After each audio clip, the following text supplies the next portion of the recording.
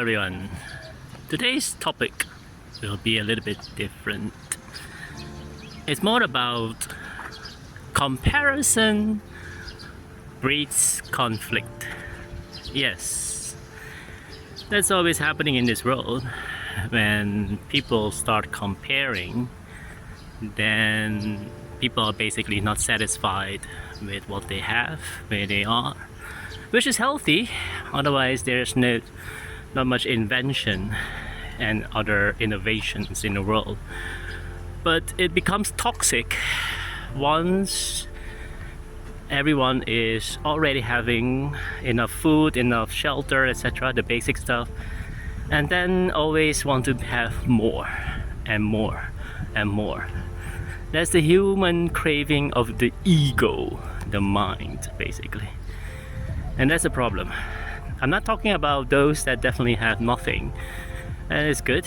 Then you have to have this kind of survival instinct to get enough food and water and shelter and other stuff, which is necessary to sustain your life.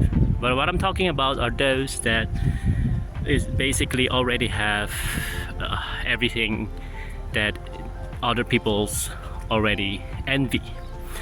So that thing about comparison breeds conflict is literally real.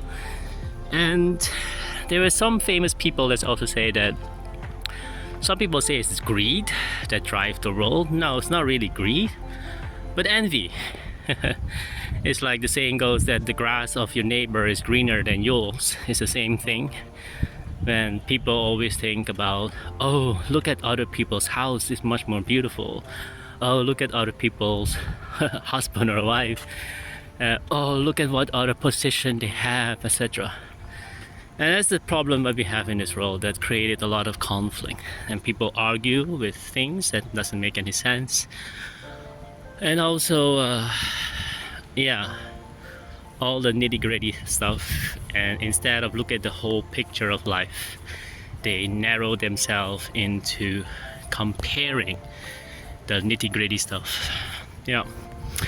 So what I mean about it is basically when you compare, it's also saying the same thing with religious.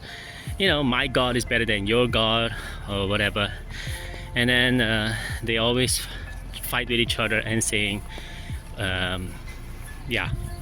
that mine is better than yours. And especially when you were a kid, that's the problem.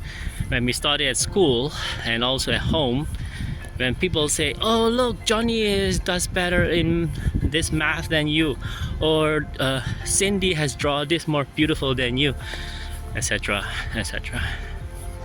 And that's a pity, and that's very pity. Instead, we should focus more about what is your strength that other people don't have. In this example is for when you look at nature, right? So nature is a phenomenal teacher because it really teaches us to be humble. Let's give an example. Is a fish will never say to a monkey, I wish I could climb the tree. No, by nature, a fish has to swim. He's not going to compare with a monkey, right? If a fish compare with a monkey, that is a tragedy. That is a huge tragedy because he will never ever climb. Because you and I know as nature, fish will never climb a tree. That's for sure, it's nature. And vice versa, a monkey will never say to a fish, oh, I wish I want to swim, like here in the water. It's ridiculous, right? But that's what human beings do. And that's the problem that we have in this society, that people love to compare. So comparison breeds a lot of conflict, and we shouldn't compare. Instead of what we should do is always develop your strengths and manage your weakness. Then we have a balance of this world instead of conflicts and envies and always this kind of nitty-gritty stuff. Next to this comparison, there is other kind of evil in this world, like I told you already about envy, about jealousy, about division, dividing us, about blaming others as well. But that's another time for another topic. So I want to leave you with this, that whatever you do in life, don't compare too much if your basic needs are already taken care of. Instead, focus on your strengths, manage your weakness. Team up with people, what I mean, if manage your weakness.